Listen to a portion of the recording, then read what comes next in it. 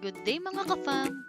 For today's video, papakita ko nga sa inyo kung paano ako gumawa ng pinasimpleng sisig tofu. May iba't iba nga tayong version ng pagluluto ng sisig tofu. Tara, kain tayo! Simpleng recipe pero napakasarap. Prito ang tofu hanggang sa maging golden brown. Katulad nito, golden brown na ang tofu. Pwede na natin siyang hanguin. Tapos mag-isa na tayo ng sibuyas. Haluin lang hanggang sa maluto. Pagkatapos, isalot ang tofu. Haluin lang ulit.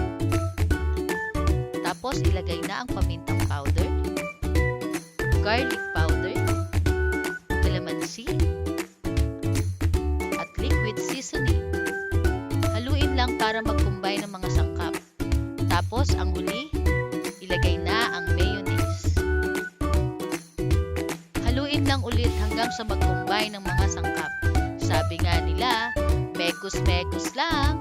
Pagkatapos ihalo na ang siling green at siling labuyo. Nasa inyo na yan mga ka-fam kung gaano kadaming sili ang gusto nyo. Haluin lang ulit.